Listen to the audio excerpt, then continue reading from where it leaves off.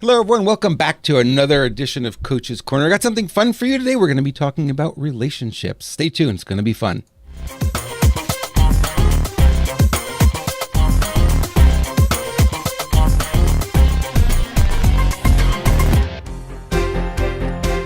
We're back with another edition of Coach's Corner. This is episode 64, Better Relationships for a Better Business. You're going to love what we have in store for you today.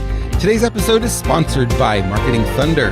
Get 7 days of full access for just $1 when you visit marketingthunder.com. Lots of great marketing training there and more coming. You get full access, like I said, to watch anything as much as you want for just $1 for 7 days. If you choose to stay on board, boy, it's only $97 a year. Welcome to Coach's Corner. Robert Imbriale here. Happy to have you. Happy to be here having a little bit of fun on a Saturday afternoon. I know some of you are out playing and having fun. Well, this is my fun. This is what I enjoy doing. Got something great for you today. I'm bringing on a guest that is an expert in relationships. Now, I know it's the R word. I know a lot of people kind of go, ooh, relationships. It's one of those things we never learned in school, right? But I think it's really important for us as business owners, especially. We have a variety of relationships to deal with. First of all, the relationship with ourselves, right? That's number one. And the better that you make that relationship, the more successful you tend to be. It's interesting correlation. But you have relationships with the family members. You have relationships with your significant other. You have relationship with those who work for you, your team. And of course, the most important of all is you have a relationship with your customers. And you kind of got to know when that one's going away and when to let some of these customers go sometimes, because they'll drag you around by the nose and you don't want that to happen. So we're going to talk about all of that today. We're going to be a really loaded edition here of Coach's Corner. But I want to introduce my guest to you because I think you're really going to like what she has. Dr. Rhoberta Shaler is here, the relationship help doctor, relationship consultant, mediator and speaker. Rhoberta Shaler Ph.D, the relationship help doctor, provides urgent and ongoing care for relationships in crisis. Her mission is to help people stop tolerating abuse. Even the United States Marines have sought her help. Dr. Shaler focuses on helping partners, exes, and adult children of the relentlessly difficult people she calls hijackals. I love that word. To stop the crazy making and save their sanity. Believe it or not, she is the author of 16 books, including Escaping the Hijackal Trap and Stop, That's Crazy Making. She hosts 3 podcasts, Emotional Savvy, Save Your Sanity, and Focus on Forward. Her YouTube channel, congratulations, Rhoberta, for relationship help has reached over 200,000 views. I'm so excited to have you here today. Thank you for joining us. Oh, I'm delighted to be here. We've got so much to talk about, Robert. We absolutely do. And like I mentioned in the intro, as far as business owners go, it's like we will tend oftentimes to not think that much about relationships. And you and I both have worked with a lot of business owners who, not having a lot of success. And then you ask the daunting question, how are things going at home? And then you find out, well, I haven't spoken to my wife in months. And, we sleep in separate bedrooms. And you go, well, I wonder why your business isn't doing well. These things are so intertwined. And we think in our minds we can unwind them and say, well, no, it's that's the home thing. But I want to talk about the business thing. They're related. They certainly are. And, for some, it's not as related as others. But there is nothing in the world except relationship. Nothing. I mean, even the most basic particles, gluons, only come in pairs. So, when you think about it from that point of view, relationship is all there is. And so we're always being affected by our mood, our relationship with ourselves, as you so wisely said. And then our relationships we have had have impacted and imprinted the way that we think of ourselves and the way that we do relationships. That's why it's always so exciting to say to someone, oh, all right, you're having difficulty, but the good news is you can learn. It's learning. It's like you would learn about your business. You would learn how to have a sales funnel. Well, you can learn how to have a conversation that leads to more emotional intimacy. You can learn these things. Key is, are you willing to? Well, that comes up if there's enough pain. Sometimes, right? But sometimes if there's enough pain, it's not enough. And then we have to recognize that's the case and say, all right, this needs to end. I had someone write on my YouTube channel this morning and she said, I've got all of these issues with this person. My child is seeing a therapist for and taking medication for anxiety, and he's only 8 years old. What do you think I should do? Like, whoa. She said, my faith tells me I should stay. I don't have a lot of money. What do you think I should do? And I said, well, let's step back here. Let's look at the fact that, does your husband recognize your child is in therapy and taking medication for anxiety? If your husband does, then he ought to be willing to come in and let's work together, find the areas of difficulty in whomever they are. It's not about fault. It's about finding something. You don't blame yourself when you need a root canal, right? You don't go and say, oh, it's so terrible, I should have flossed, and you make a terrible thing about it. You just go get the root canal so that you can move on in a healthy way. And you don't give yourself the root canal. You go to somebody who knows how to help you with that root canal. And that's the same thing we need to do with relationships. But we got to hang up about that for some folks. No, you don't fix your own BMW, right? I mean, very few people do, because they're off busy being a coach or an attorney or whatever they're doing. It's a funny story, but back in the day when I was single, I had just enough money after work on Fridays to go to my favorite bar for 3 hours, and my children would be babysat. And so I would go and, I would meet a fellow and he would say, well, what's your name and what do you do, right? And I would say, well, I have a Ph.D. in psychology. Oh, no, not on a Friday afternoon. We don't want any of that. And so I thought, if I only got this brief window of time to meet other adults that are not in education, I better find a way to do it. So I thought about it. So the next time a fellow asked me, what did I do? I said, let me ask you a question first. He said, okay, because he'd already told me he's an attorney. I said, so do you fix your own car? He said, no, I don't. I said, why? He said, well, I have a Jaguar, and I wouldn't even dream of fixing it. I said, well, why not? You can go and learn how to fix a car, even a Jaguar. Oh, no. I don't have time for that. I know all about being an attorney, but I don't know much about that. I said, okay, ask me what I do. And so he said, all right, what do you do? I said, I'm a life mechanic. I've spent my whole life learning how to help with relationships, just like your Jaguar dealer has spent all his time learning how to fix Jaguars. It's simple. I'm one of the people you have in your Rolodex. I go to the dentist, I go to the chiropractor, I go to the relationship consultant, and I go to the Jaguar dealer. I love it. Where did you come up with that term, life mechanic? I love that. It's so descriptive, and that story. It's like exactly where it fits in your life. Yeah, I made it up. I had to. I didn't want to stay single all my life, did I? Obviously not. No, not at all. Great. So, do you get to work with a lot of business owners? I know that you have a diverse client base. And when you work with business owners, what are some of the things that come up that you see more often than not with this specific community? Well, one of the big things is that they are afraid to pick up a telephone, right? They like to hide behind their computers. They want to do everything that way. And business is a relationship business. Even if you're selling tacos out of your food truck, you can't expect to have a clientele if you're not there with a shiny face saying hello to the people. And so one of the big things about businesses is they don't want to talk to their customers. They don't want to hear feedback. They're afraid it will be negative. They are afraid to call someone because they think that other person will be afraid they're going to try and sell them. And so that's one major thing, is having healthy relationships with clients and prospects. And the other is not knowing what to do when there is a conflict. When something goes sideways, they don't feel confident and they don't feel competent or capable to deal with conflict. And that's huge.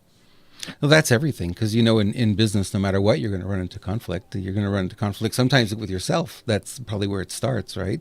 Yeah, it does. And I teach negotiation in the MBA program for the University of Texas in project management.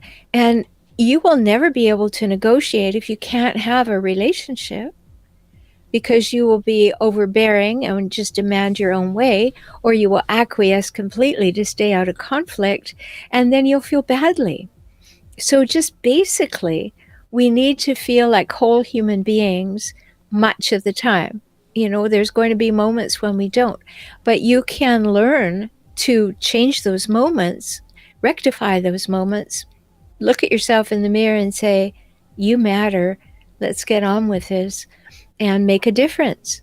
But in the business world, it is all about relationships. I mean, why do we write copy?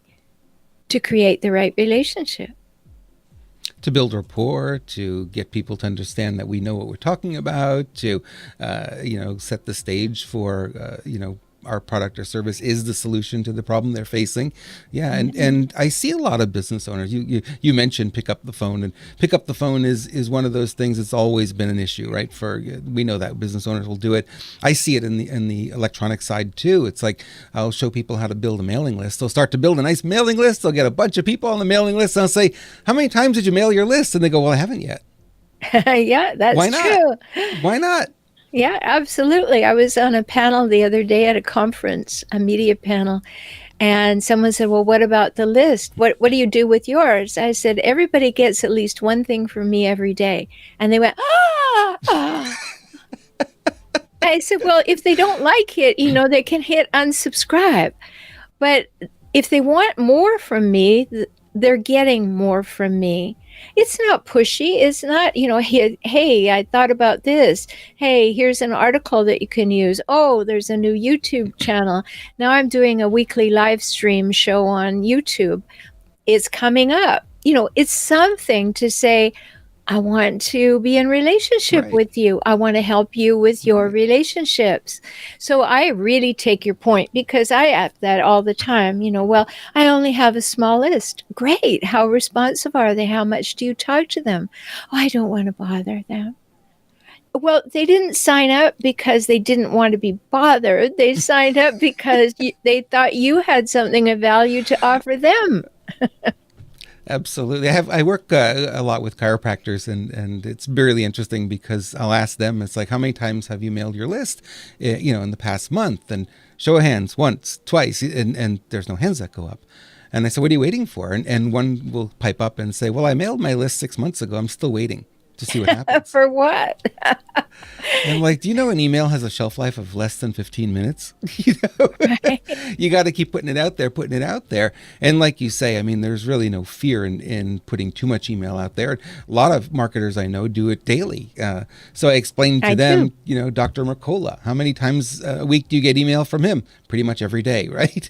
And they go, wow, that's interesting. Yeah, exactly. Yeah. And I listened to this great webinar with Luke Charlton one day, and he was talking about the fact that he had ways, which he shared, of how to introduce something and to make it very casual and to not be worried about perfection. But then he said, we tested it, and we got no unsubscribes at 13 emails a day. Now, that gave me permission to do it once a day. Yeah. Right? And that made a difference.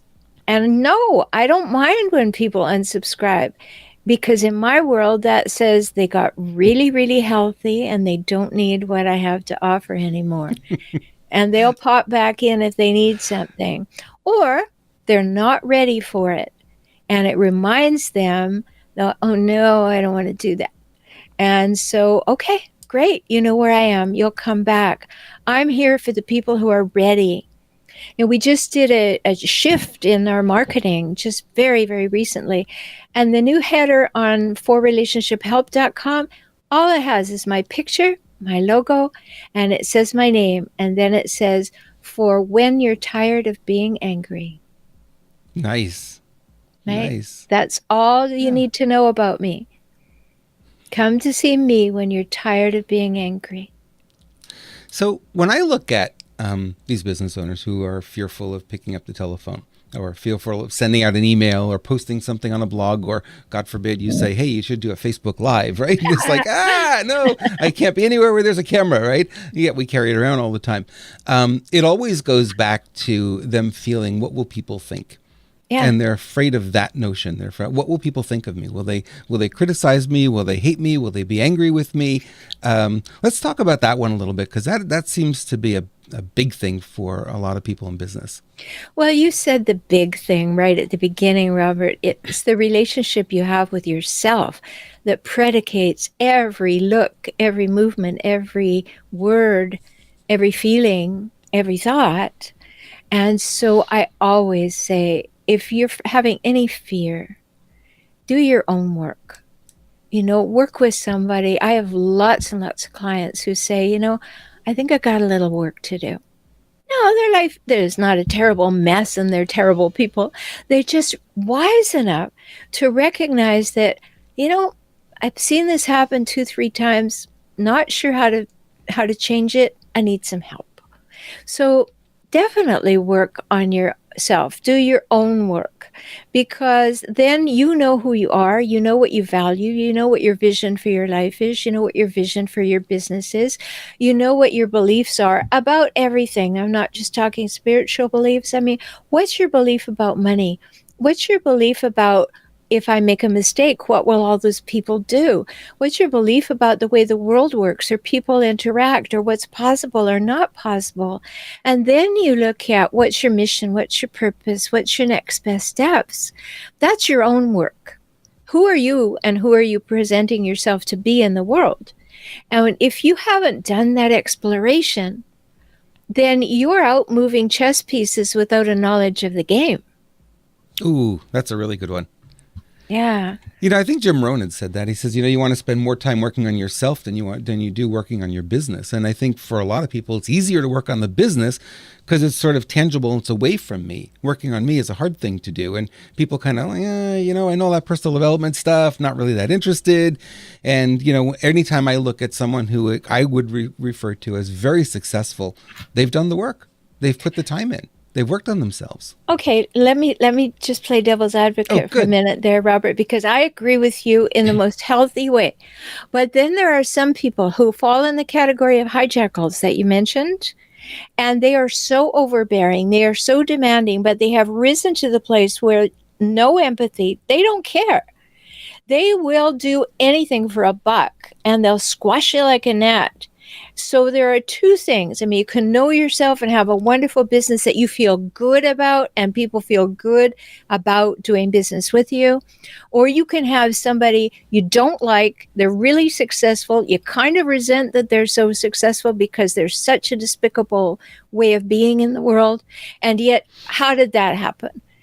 So this is one of the things that we really need to talk about, is this idea of hijackals. And I created that term and trademarked that term because too many people were going off to the internet and they're saying, my partner behaves this way, or my business partner behaves this way.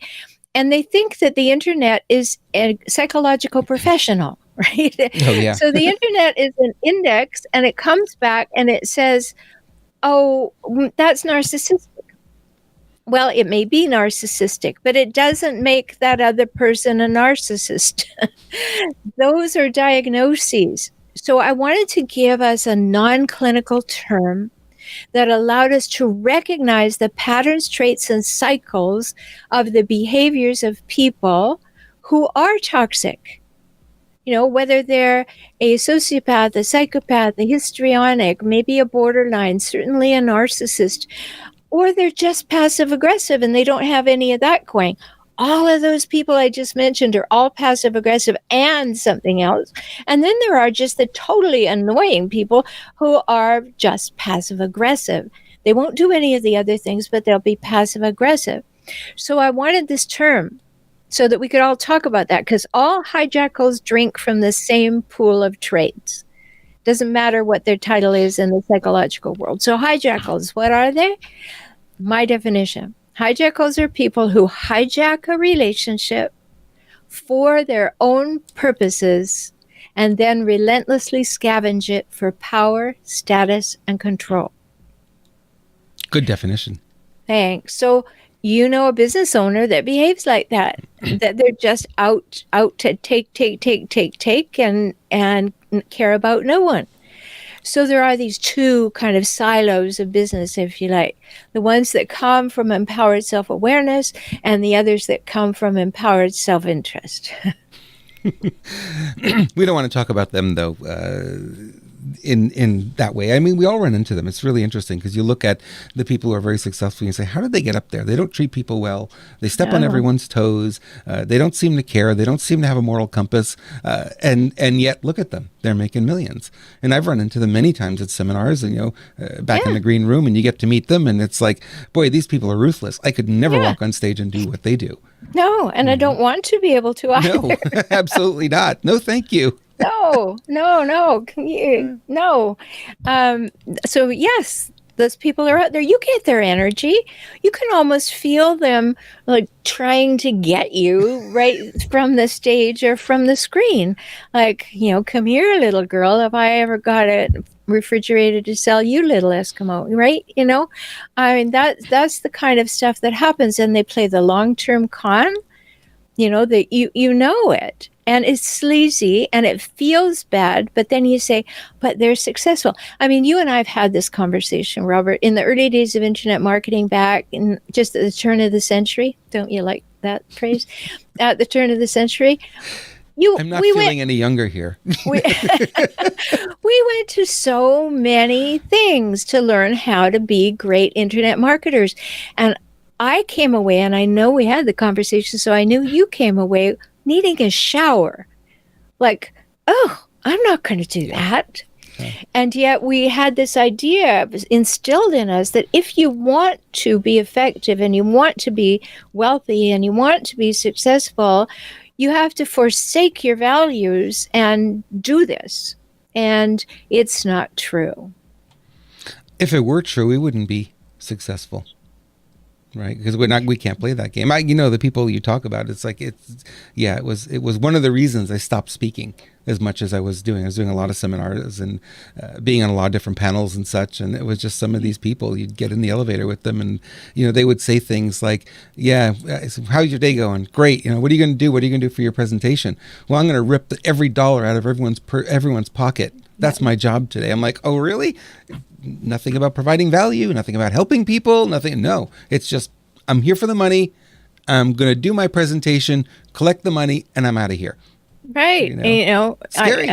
I talked to one person, he said, it was actually, and he said, I'm going to be so good at getting them to buy what I have that I don't even care if they take a second mortgage on their house to do it. Ooh. Yeah. Yeah. We've all met them. We know who they are. Yeah. We're not mentioning any names here, but we've been there. Well, then you think about, what does relationship mean to them? It means you've got something, I want it, and you should give it to me. Right. It is not going to be reciprocal. You've mentioned all the books that I've written. Well, one of the things that I have is my hallmark of a healthy relationship, whether it's at work or at home or wherever it is. 3 things have to be there. There has to be equality, reciprocity, and mutuality. And if those 3 things are not there, it is going to be unhealthy. It's going to have places it's going to go regularly sideways. What do you mean by mutuality? That's a word I hadn't heard before. Well, I write a lot about that in my book, Kaizen for Couples, because that's where I started talking about it a lot. But mutuality means basically what's stated in the Golden Rule, which is a tenet that's in all of the 10 major religions in the world. There's a statement that's almost identical, meaning that, you have to give of yourself. You have to do for other people what you would want done for you. Go the extra mile, be empathetic, have some willingness to be understanding. Don't be in a rush. Take into consideration where the other person is. Give to them. Have a relationship that is mutual. We're both benefiting from being in this relationship because we are prized as human beings. We are creating some emotional intimacy that we believe we're safe with each other, and that's mutuality.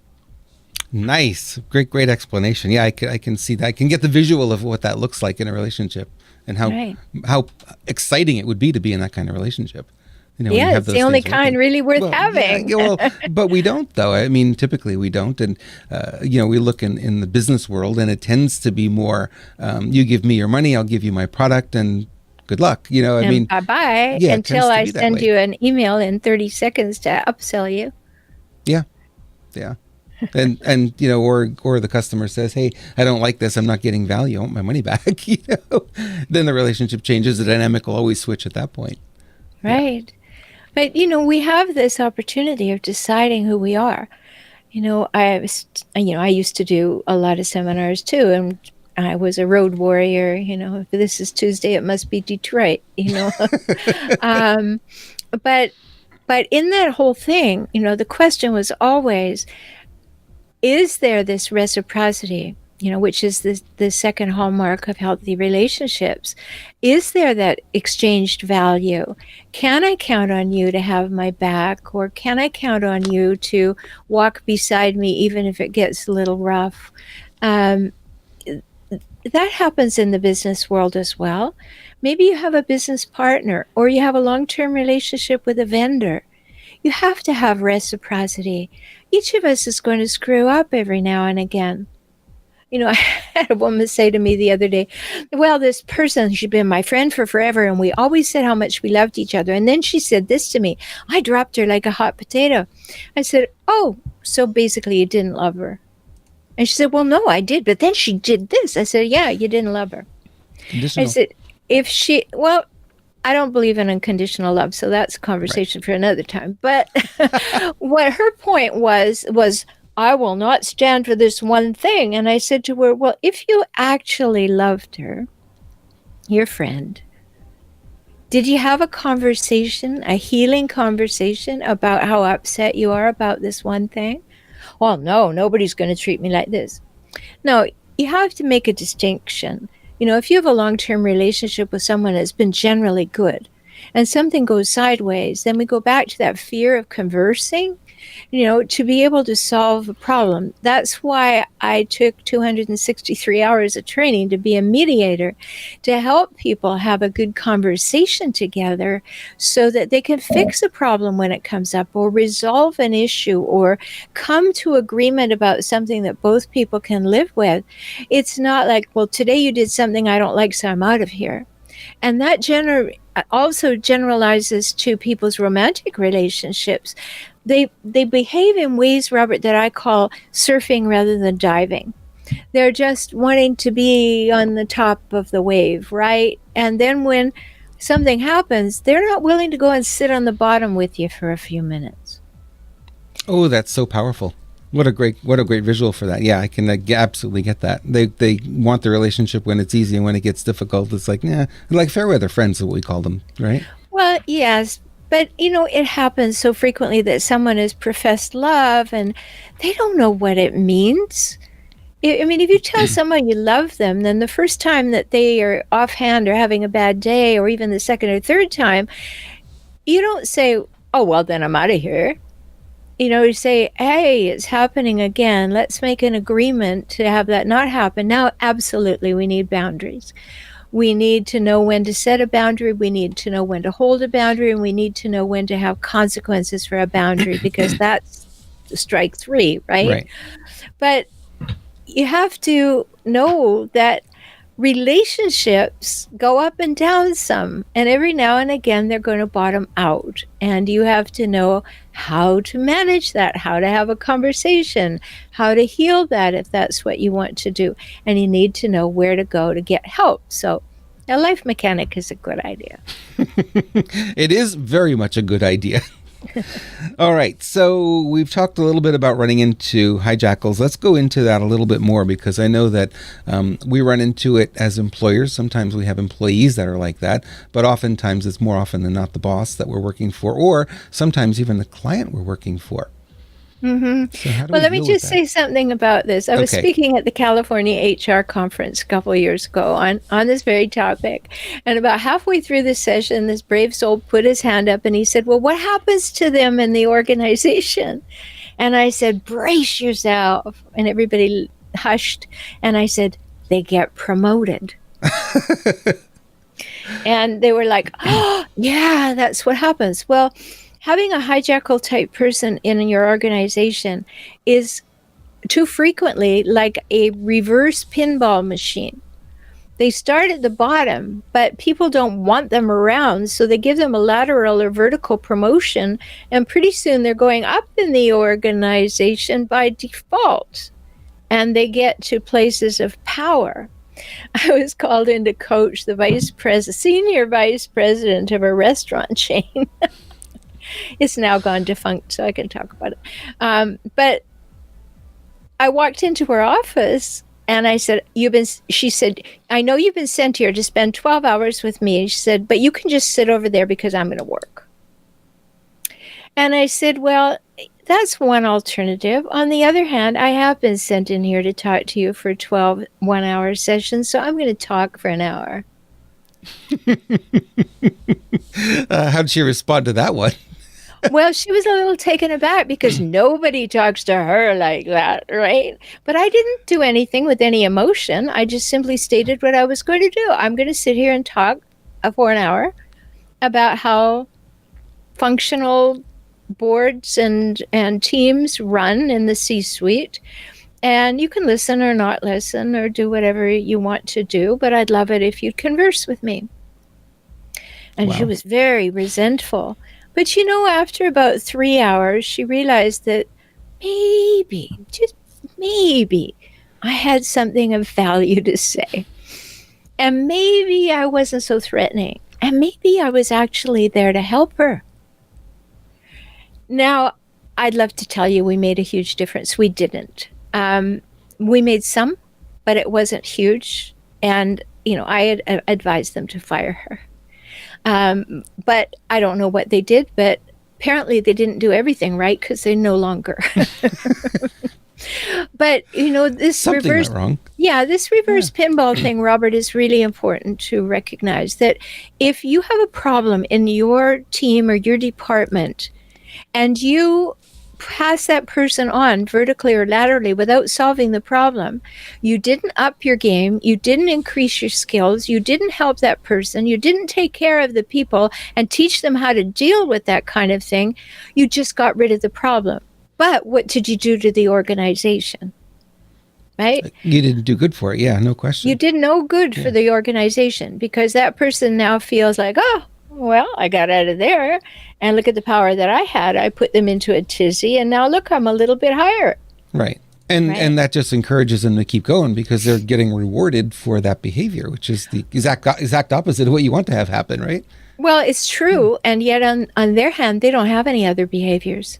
So, they're happy for just being acknowledged. Like, I'm powerful. Look, I got them to change.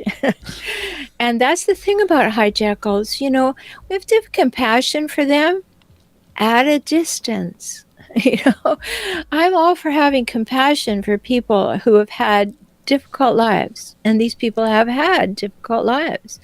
They were born into a difficult situation.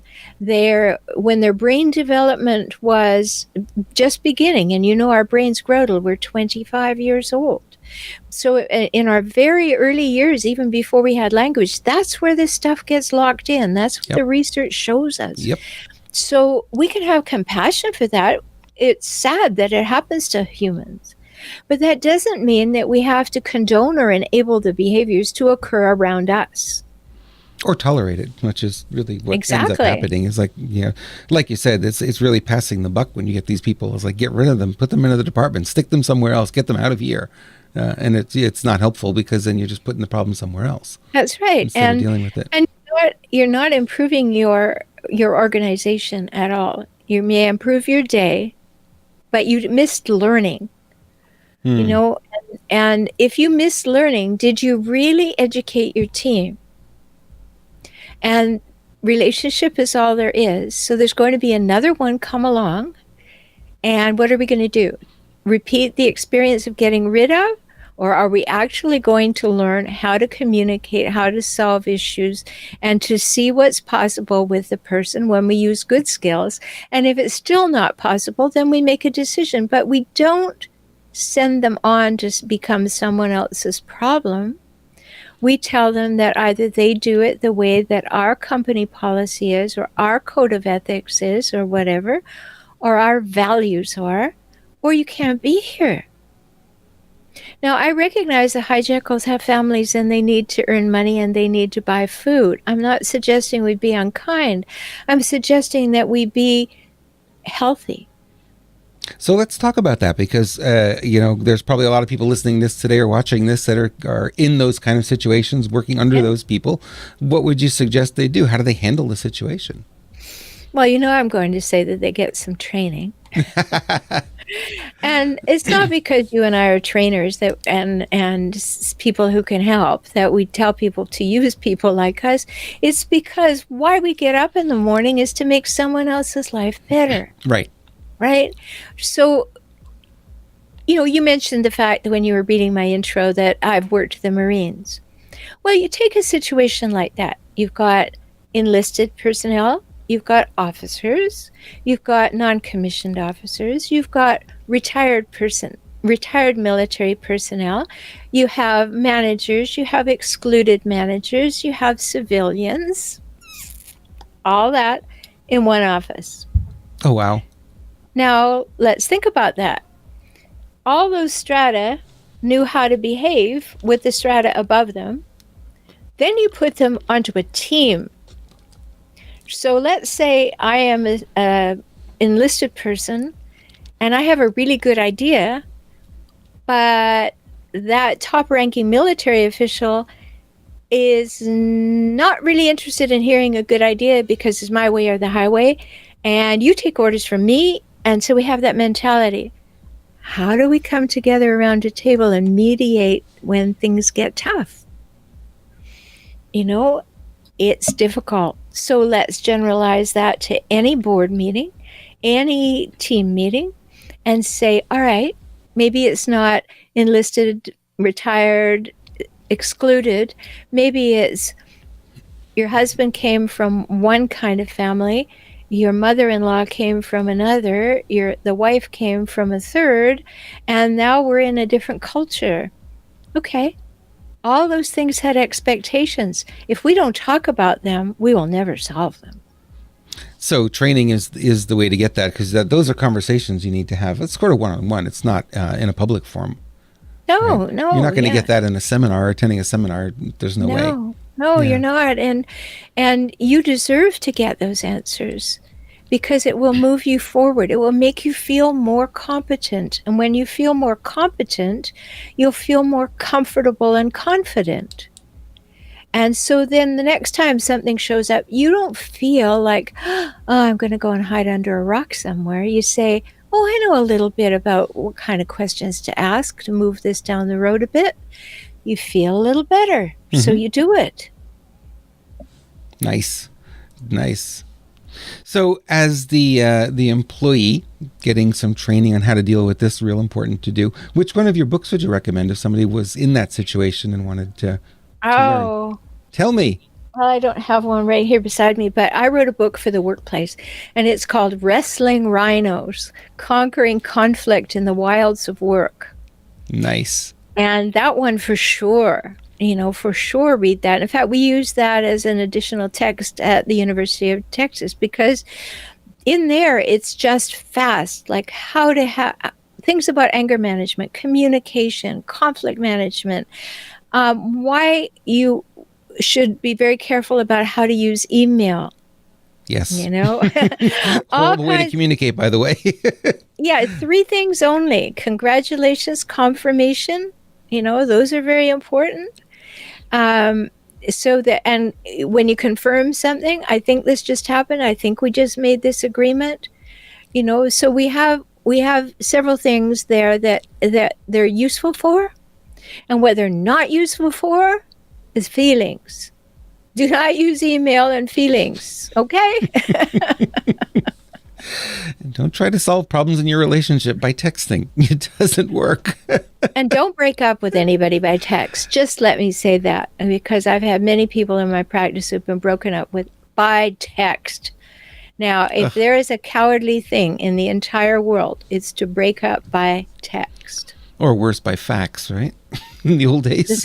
Yeah, well, that would be really awful. Except you probably get a smiley face or something. That's right, something. I guess you can get that in a text too. Yeah. Oh, wonderful. So for the employer, the entrepreneur who runs into this as from a client, and a client is, how they are. Some clients really want to take charge of everything. They want to own it. They want to own it, and they want their name on it. And regardless of you being the consultant, you being the service provider, if you will, they want to take charge. Mm-hmm. They do.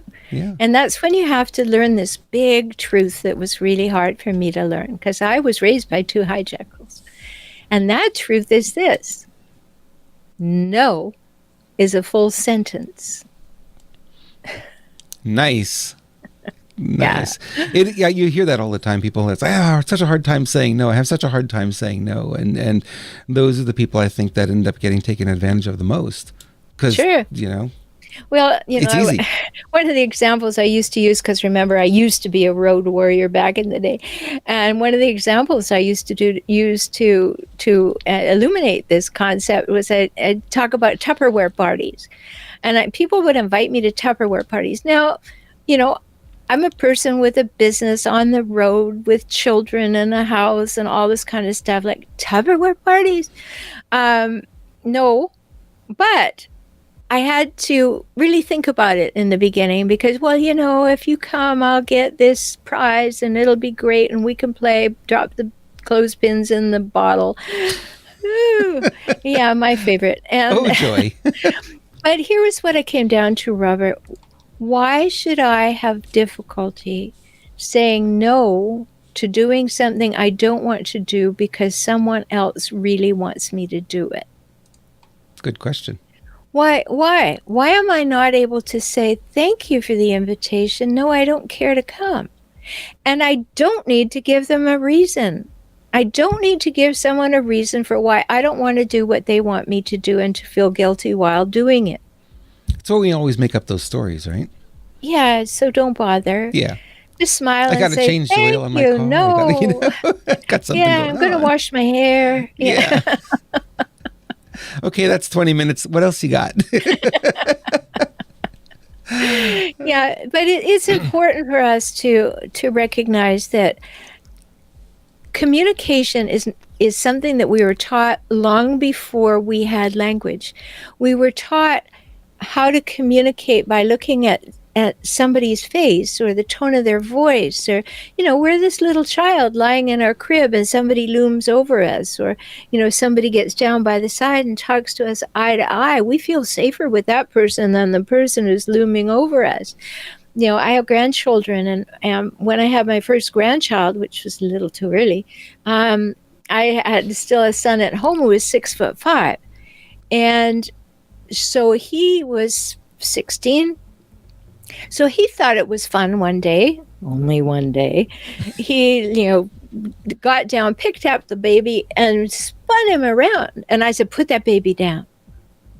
And he said, why? He's laughing. I said, he's terrified. Put that baby down. So my son, didn't like that at all. And I said, so he put him down. And I said, now you get down to his size and you say, would you like an airplane ride? And if he says yes, then you can do that.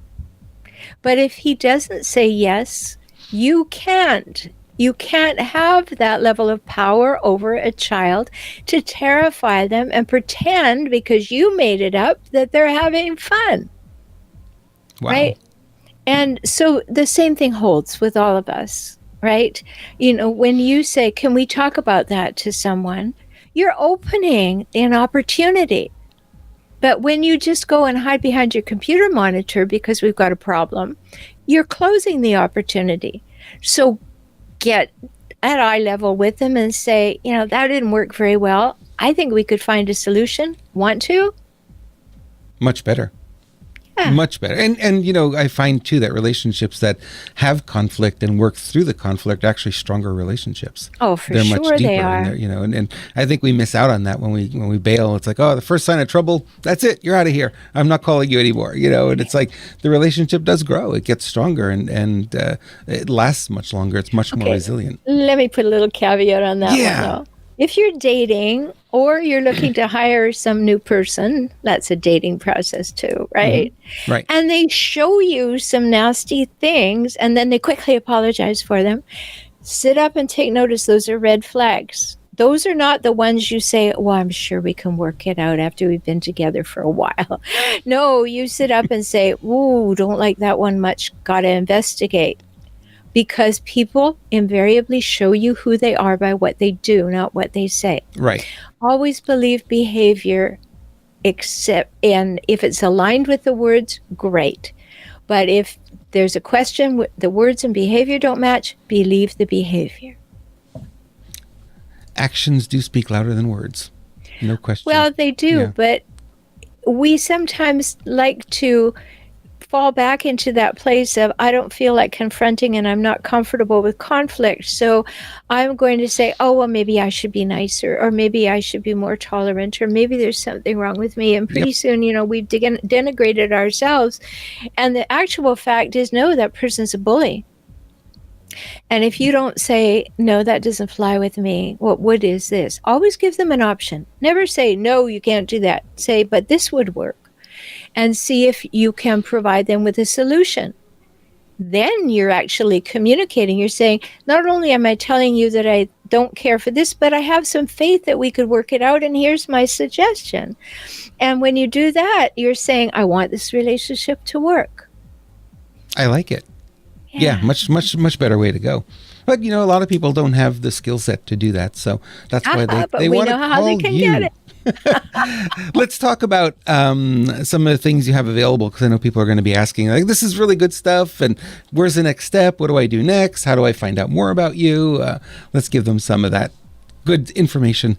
Sure. Well, if the idea of hijackals intrigues you and you want to know more, because maybe you were raised by one and all of a sudden today you're going, I think I know that person, or you're sitting across the breakfast table from one too frequently, I have a free ebook. It's called How to Spot a Hijackal, and you can get it at hijackals.com. And let me spell that for you. You spell hijack, ALS.com, hijackals. Or if you like to do it differently, you can put an HI on the front of jackals. Nice. But either way, hijackals.com. If you want to know more about my work, you go to For Relationship Help, HELP. So FOR relationshiphelp.com.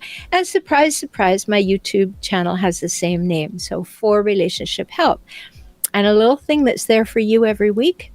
Every Monday evening at 6 o'clock Pacific time, I do a live stream show called Help for Toxic Relationships. And you can join in and you can ask your questions in the chat, and I get to as many of them as I can. So there are ways to get your questions answered. I also have a membership program. You'll see that when you go to forrelationshiphelp.com/circles, so that you can see the different levels of membership. It's changing a little bit soon because we've made a few tweaks. So now's the time to get into it because the cost is going up. But it's there for you, and it's minimal cost anyway, even with the new increases for what you get. You want solutions? There are places to get them. You want to build that confidence and competence? You can. And it's all there for you. So be sure that you do that. I have 2 podcasts. Third one just coming on air, as Robert said. The new podcast is called Focus on Forward, Fuel for a Fearless Future. I love it. Because I want to now start offering the other side. After we've done the problem solving, what are we moving toward? But the Emotional Savvy program is called the Relationship Help Show. That's where I interview high-level guests and we have great conversations. Then in Save Your Sanity, Help for Handling Hijack Calls, that's where I talk, and occasionally I have bonus interviews, but where I talk about what to do with the relentlessly difficult people in your life. And that show is also carried on Mental Health News Radio Network. So there are lots of ways for you to get information from me just by sitting behind your computer without picking up the telephone or sending me an email. And then if you want to go further, you can work with me directly and we can solve the problems directly. I love it. I love it. Yeah, I think a lot of people, want to start out slow, and they'll get an ebook and they'll download it and they'll look at it and they'll say, okay, well, this is interesting. I'm ready for the next step. What's the next step? And maybe they join the membership. Maybe they start subscribe to your podcasts, and, they're getting what they can get there. But, like I always explain to people, you can't get everything from what I call somebody speaking from the podium, because every one of us, we have sort of a unique situation going on that it's hard to sometimes understand the concepts and make them fit exactly where we are. And that's where the one-on-one or the coaching really comes in handy. And that's where it makes a big difference. Absolutely. Yeah. I tell people even on the live stream, like, I can only give broad stroke answers to these because I don't know who you are. I don't know your unique circumstances. I don't know your background. I don't know how frequently this question has come up. There are so many variables that I can't know to answer you, but I can answer generally. For most people, when this happens, here's an idea. Right.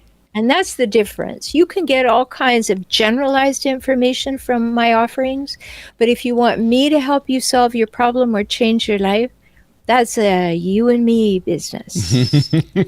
And you'll get the problem solved a lot quicker that way too. True. A lot less trial and error, because you'll get right to the heart of the issue. And, I've worked with Rhoberta before on things, and she gets right to it. She does not beat around the bush, and gives you the answers that you can put into play today and really start making progress on your relationships. So, if you're ready, if you're willing, if you're just jumping hoops to make somebody happy and you're going with a closed mind, closed heart, not going to help you. Don't waste your money or your time, except if there's a possibility that if you listened and heard something I said that would open your mind or heart, y'all come. Y'all come. Spoken like a true Texan, although you're from Canada. So we don't say y'all in Canada, do we? No, we don't say it. I was, speaking of that, Robert, just an amusing story. I was speaking in Texas at a women's event, and I was talking about not procrastinating and how procrastination can really take your business nowhere. And so I had been saying through the presentation, well, you're probably spending a lot of time, if this rings true, you're probably spending a lot of time getting ready to get ready. I probably said that 5 times in the presentation. So at the end, everybody's coming up and talking to me about things. And there's this one woman holding back, and I'm thinking, ooh, what's going on with her? She didn't like something. She's got a private question. And she just ambled up at the end and she said, thanks, that was great. But I just want to tell you, here in Texas, we're not getting ready to get ready, honey. We're fixing to get ready. I love it. Different parts of the country, huh? We use the language so differently sometimes. I love it. Yeah, always learning something new. I want to thank you for being here today. This was a lot of fun. It was. And Thank I'm you. sure people got value out of it. And like I said, it's available. If you're not already subscribing to the Coach's Corner podcast, make sure you do so. We've got a lot more great guests coming up. And gosh, it's been a whirlwind this week. We've had 3 already. It's been just a blast. So I want to thank you for being here. Okay, just want to leave you with a couple more things before we wrap up for the day here. I've got a gift for you. Everyone likes a gift, right? You go to my website, robertimbriale.com/top 10, and you could download a newly updated report, Top 10 Marketing Mistakes and How to Avoid Them. There's quite the story behind this. It was actually the very first article I wrote back in 1991 that got published all over the place, and it was about time to update it and bring it up to speed for the new digital age. So Top 10 Marketing Mistakes, How to Avoid Them. Just go robertimbriale.com/top 10. All right. With that, if you want to drop me an email, let me know your thoughts on today's program or any other program, or if you have guests that you think we should be interviewing, send me an email, robert@ultimatewealth.com. Still the email I've been using since 1999. I'm real proud of that for some reason. I guess it really doesn't matter today. I know people change their emails so quickly, but it's one I've been using for quite some time. Thank you so much for being here. Thank you for subscribing. Thank you for sharing this with your friends, and we'll do this again real soon. Thanks for watching, everyone.